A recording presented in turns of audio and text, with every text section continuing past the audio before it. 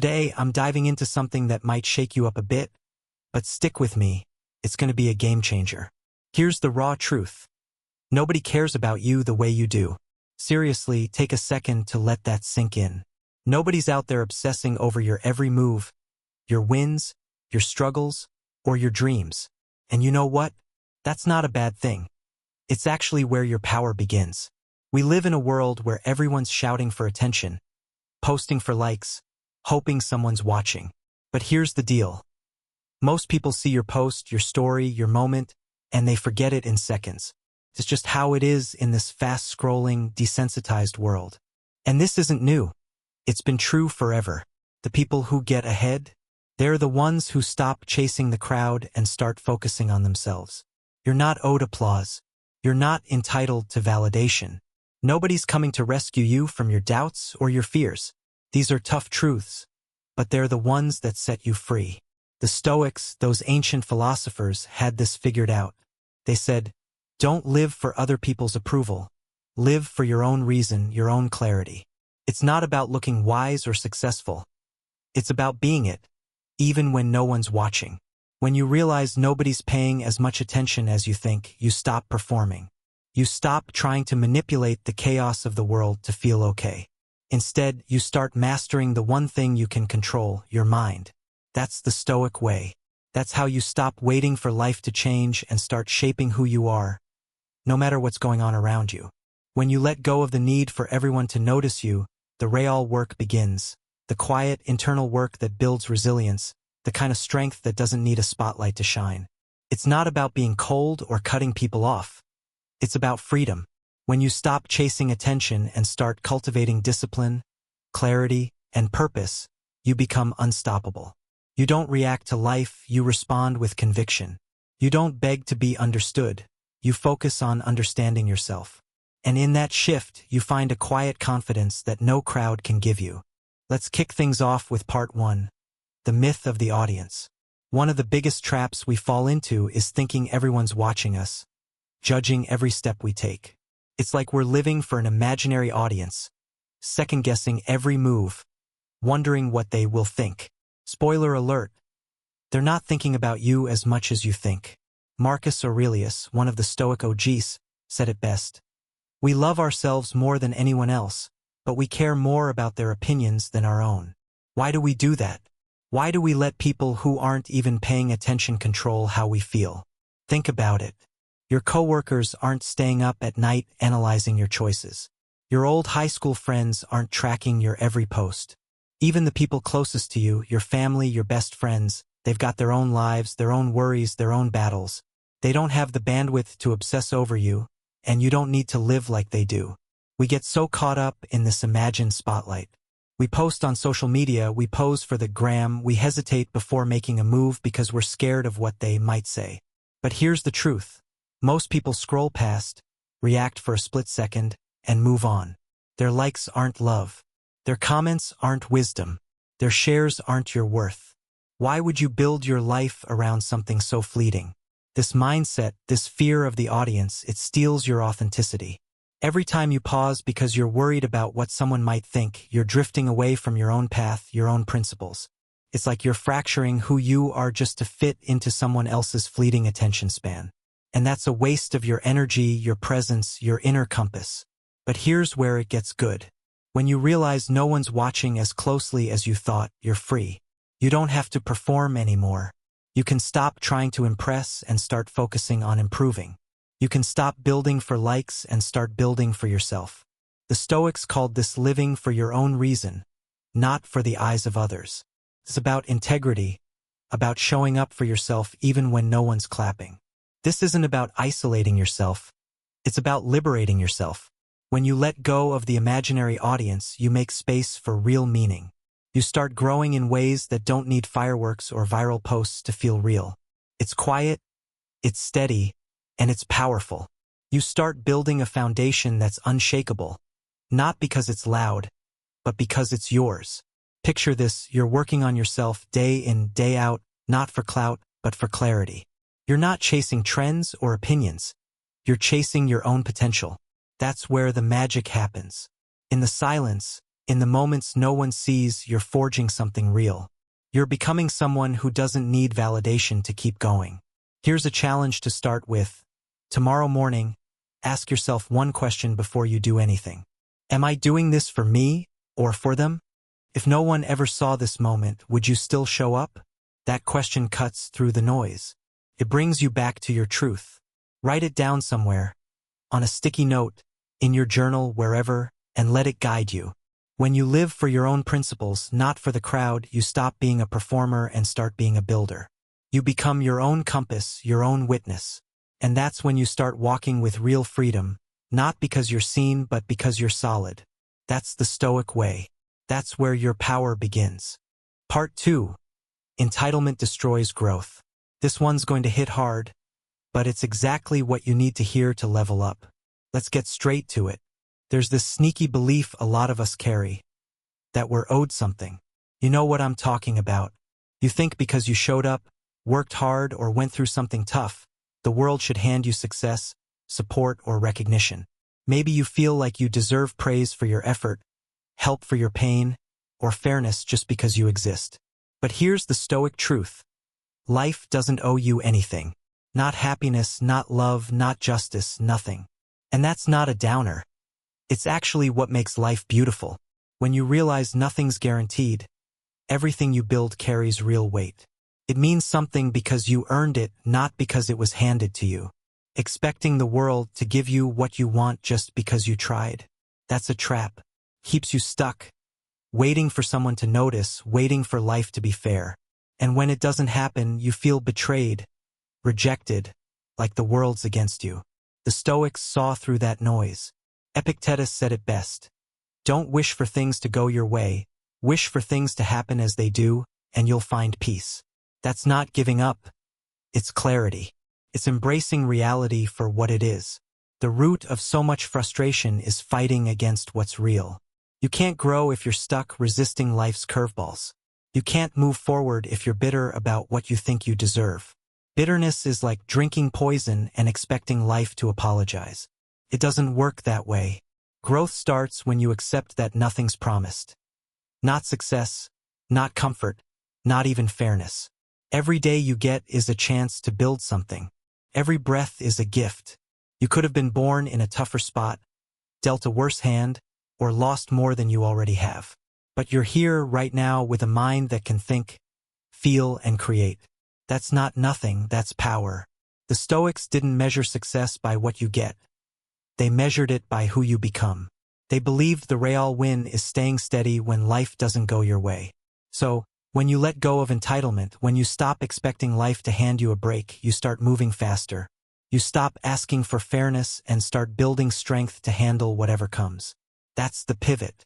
That's where real growth kicks in. It's not about getting what you want. It's about becoming someone who can handle whatever you get. Letting go of entitlement doesn't mean you shut down or stop caring. It's not about being cold or cynical. It's about stepping into your power. It's saying, nobody owes me anything, so I'm going to build it myself. It's taking full responsibility for your path, your choices, your discipline, your destiny. No more waiting for the perfect moment. No more blaming your parents, your past, or bad luck. It's looking in the mirror and knowing your progress is on you. That's a burden, sure, but it's also a blessing. Because if it's up to you, it's within you. You're the architect of your life. You're the one who decides to start when no one's pushing you, to keep going when no one's cheering. You're the spark that lights the fire and the hand that shapes the stone. The Stoics knew this. You're equipped with everything you need: reason, courage, potential. Entitlement makes you wait for permission. Ownership makes you move. And movement is how transformation happens. When you stop expecting life to hand you what you haven't earned, you unlock freedom.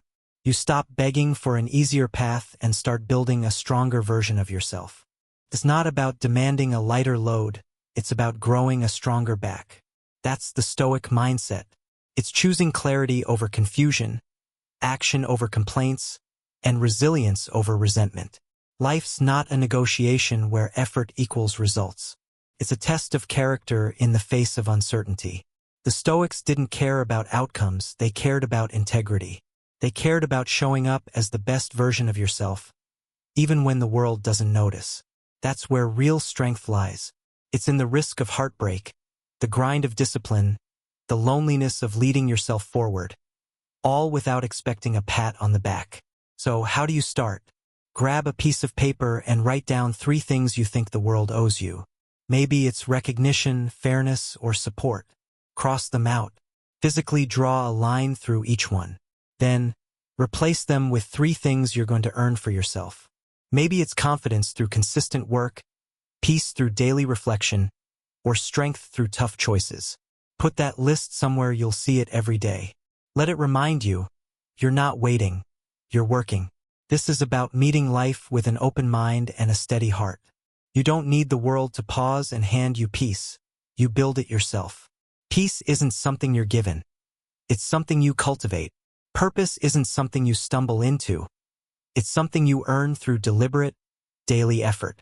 When you stop waiting for a rescue, you start building your own shelter. You become the person who finds calm in the chaos, who stays steady when everything's shaking. That's Stoic strength, not a fantasy of an easy life, but the courage to shape yourself no matter what comes. This mindset shift isn't flashy. It's not going to get you a million likes, but it's going to get you something better: self-respect. It's going to make you someone who can stand tall, not because life got easier, but because you got stronger. You become the lighthouse in your own storm, the foundation for your own future. Your past self is counting on you, and your future self is watching. Show them both the moment you stopped waiting and started becoming. Part 3. Radical ownership of your mind. This is where things get real, because your mind is your ultimate power, and it's time to take control of it. The Stoics had this nailed. Your mind is the only thing you truly own. Not your phone, not your job, not even your reputation, just your thoughts, your choices, your reason. It's your last frontier of freedom, your personal kingdom. But here's the problem. Most people treat their mind like a free-for-all. They let distractions, opinions, fears, and trends move in and take over. They guard their phones more than their thoughts and polish their social media profiles more than their beliefs. That's a mistake. Your mind is where your strength lives, where your character is built, and where every bit of resilience and courage starts. Think about it. How often do you let random noise, scrolling through social media, stressing over what someone said, chasing the latest trend, hijack your headspace? It's like you're renting out your mind to every passing distraction, then wondering why you feel scattered or defeated. Marcus Aurelius said it straight. You have power over your mind, not outside events. Realize this, and you will find strength. You can't control the chaos out there, but you can control the captain of your ship, your mind. Abandon that post, and you're at the mercy of every storm. Claim it, and you can steer through anything. Taking radical ownership of your mind means you stop letting the outside world run the show.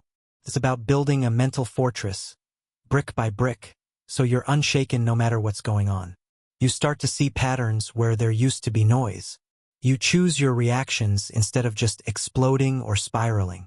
Your emotions stop being your boss and start being tools you use wisely. Your thoughts go from being a chaotic mess to allies that guide you. Your attention, it becomes a weapon, not a weakness. This isn't easy. It's not like you flip a switch and suddenly your mind's a Zen garden. It takes work, uncomfortable, honest work. You've got to face what's in there without dodging or distracting yourself. Most people avoid that. They'd rather scroll for hours than sit with their own thoughts. But the Stoics, they leaned into that discomfort. They knew that's where clarity is born. You've got to stop running from yourself and start asking, what's really going on in my head? What beliefs are driving me? Are they even mine? Or did I pick them up from someone else? Culture, family, social media? Radical ownership means you become your own mental architect. You tear down the junk, those old fears, comparisons, or lies you've been carrying, and build something stronger. It starts with small, deliberate steps. Sit in silence for a bit. No phone, no music, just you and your thoughts. It's awkward at first, but that's where you hear what's really going on. Journal what comes up. Question it. Are those thoughts helping you or holding you back? If they're not serving you, kick them out and replace them with something rooted in truth. in reason, in your values. This isn't a one-and-done deal, it's a rhythm. You show up for your mind every day, like you're training a muscle. You don't just clean house once and call it good. You keep coming back, refining, rebuilding. The Stoics were all about this daily practice. Marcus Aurelius journaled to keep himself grounded. Seneca wrote to sharpen his focus. They didn't do it for likes or fame. They did it to stay in command of their inner world. Here's the thing. The world's chaotic, and it's not your job to fix it. But it is your job to govern what's in your head. You can't control the headlines, the comments, or the curveballs life throws, but you can control what you let stick. You're not responsible for what comes at you, but you're 100% responsible for what comes out of you. Your words, your actions, your focus. That's your duty, and it's sacred. It's the quiet work of shaping your soul, and there's nothing more noble than that. When you start taking ownership of your mind, something shifts. You get less caught up in what's trending and more focused on what's timeless. You stop stressing over people's opinions and start obsessing over your own clarity.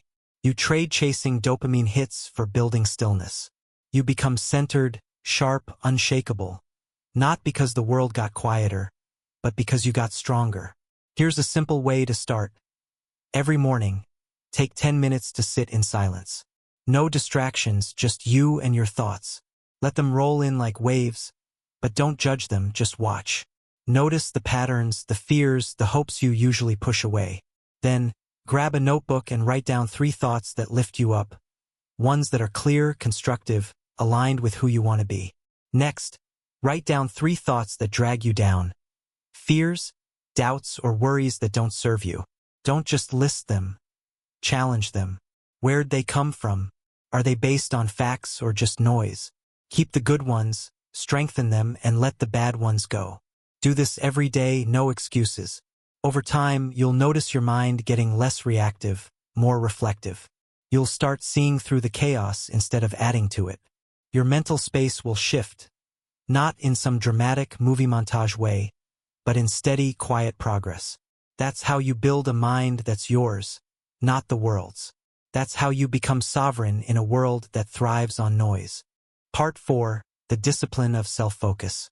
This is about turning your energy inward, becoming your own standard, and building something real without the noise of the world pulling you off track. Let's dive in. Focusing on yourself isn't selfish, it's strategic. In a world where attention is like currency, wasting it on other people's drama or highlight reels is like burning money. The Stoics knew that a distracted mind is a defeated mind. You can't build strength while watching someone else lift. You can't write your story while scrolling through theirs.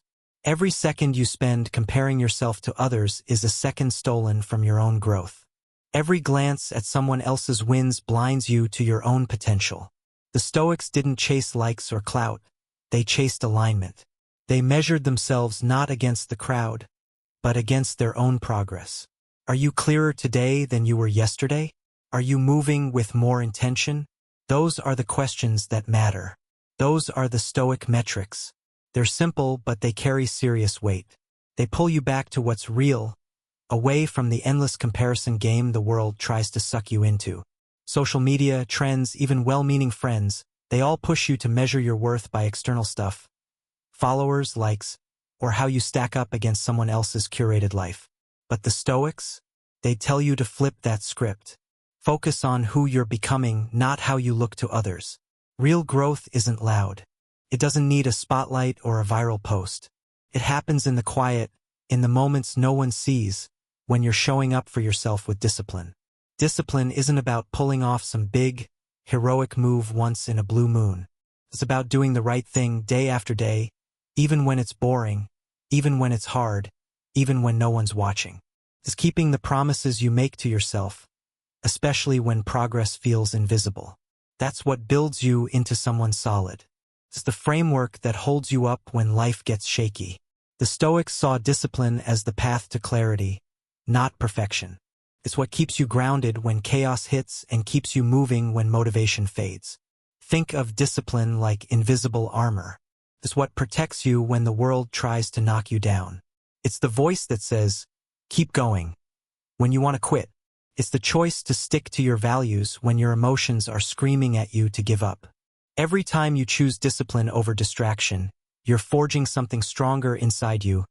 Courage, consistency, inner peace. That's the stuff that matters, not how many people double-tap your post. Here's the deal.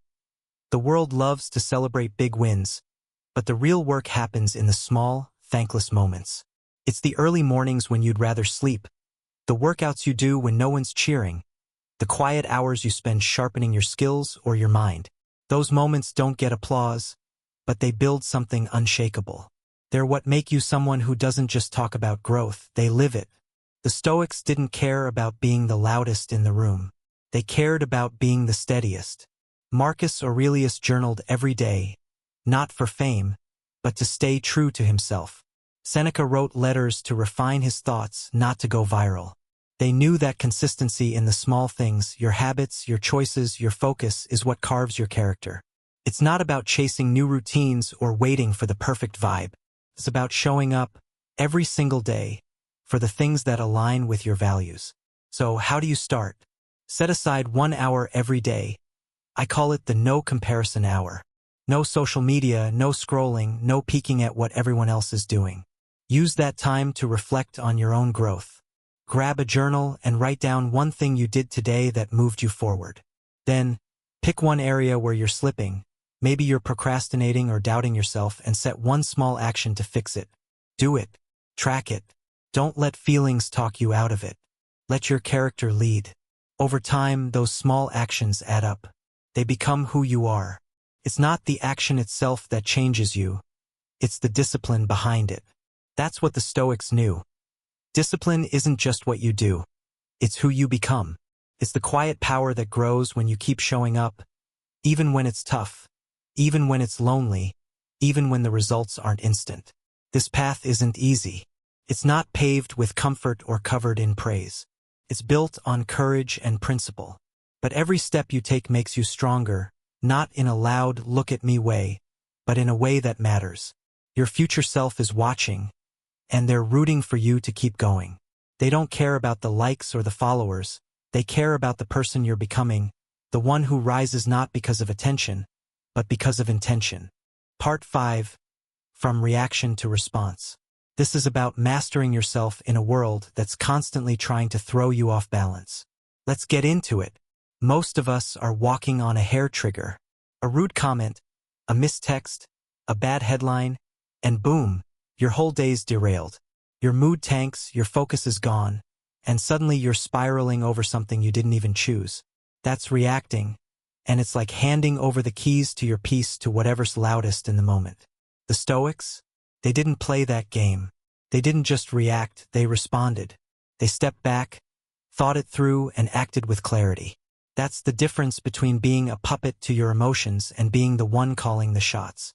Reactivity is what happens when you let the world run your show. It's emotional chaos, like your nervous system's driving and your mind's just along for the ride. A coworker snaps at you, and you're fuming for hours. Someone cuts you off in traffic, and you're ranting all day. That's what an untrained mind does, it gets hijacked. But responding, that's power. It's creating space between what happens and what you do about it. It's saying, I'm not letting this moment control me. I'm choosing how I move forward. Seneca, one of the Stoic greats, said a wise person stays steady, not because they don't want more, but because they've trained themselves not to be shaken by less. This isn't about being numb or pretending you don't feel anything. The Stoics felt the same anger, sadness, or frustration we do. They just didn't let those feelings make their decisions. They knew that between every trigger and your reaction is a tiny gap, and in that gap lies your freedom. That's where you choose who you're going to be. So, how do you move from reacting to responding? It starts with a pause. When something hits you, a snarky comment, a stressful email, a curveball from life, stop, count to 10, breathe, feel the heat rising, the urge to snap back, but don't let it take the wheel. That pause is your first step to self-mastery. It's you becoming the observer, not the reactor. You're giving yourself room to think, to ask, what's the best way to handle this? What move aligns with the person I'm trying to be? That question is everything. It's not about being the loudest or the fastest to clap back. It's about being honorable, composed, grounded in reason. It's choosing the response that strengthens you, not the one that feeds your ego or scratches the itch of the moment. When you do that, you're not just reacting to chaos, you're shaping it. You're stepping out of the whirlpool of impulse and into the calm of principle. You're not echoing the noise around you, you're broadcasting clarity. This shift changes everything. You stop getting tossed around by every little thing. People's opinions, random setbacks, or fleeting emotions. You start walking with authority, making decisions rooted in your values, not your wounds. Your standards aren't just suggestions anymore. They're commands you give yourself. You become unshakable not because life stopped throwing punches, but because you stopped letting them knock you down. This kind of peace isn't something the world hands you. It's something you build. It's a peace that doesn't need perfect circumstances because it comes from your ability to stay calm in any storm. It's not about avoiding pain, it's about not wasting it. It's about meeting difficulty with wisdom, not whining. That's Stoic strength, and it's quiet, steady, and real. Here's how you practice it. Next time something triggers you, pause. Feel your heart rate pick up, your old habits itching to take over.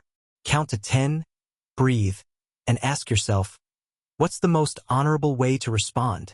Not the pettiest, not the most dramatic, the most aligned with who you want to be. Then act. Act from integrity, from vision, from your inner standard, not from what the moment's screaming at you. Do this over and over, especially when no one's watching, and you'll start to see your character take shape. It's like carving a statue. Every time you choose to respond instead of react, you're chipping away at the rough edges, shaping yourself into someone stronger, clearer, more deliberate. It's not about grand gestures. It's about presence, about showing up as your highest self in the small, everyday moments. That's where the real transformation happens. This kind of power doesn't need a stage. It's not loud or flashy. It's felt. It's the quiet gravity of someone who's in control, not of the world, but of themselves. People notice it, even if they can't put a name to it. It's the kind of strength that doesn't need to prove itself. It just shows up, day after day, through consistency and clarity. Conclude. We've covered how to stop living for the crowd, let go of entitlement, own your mind, stay disciplined, and now how to respond with purpose instead of reacting to chaos. This is about becoming someone who doesn't just survive life storms but thrives in them. If you want me to revisit any part or dive deeper into another Stoic topic, let me know in the comments. Hit that like button if this hit home, subscribe for more, and share this with someone who needs to hear it. Here's your challenge. Today, when something tries to throw you off, pause. Count to 10. Choose a response that makes you proud, not just one that feels good in the moment. That's how you start sculpting your soul. Thanks for rocking with me on this journey. Let's keep building that Stoic strength. Catch you in the next one.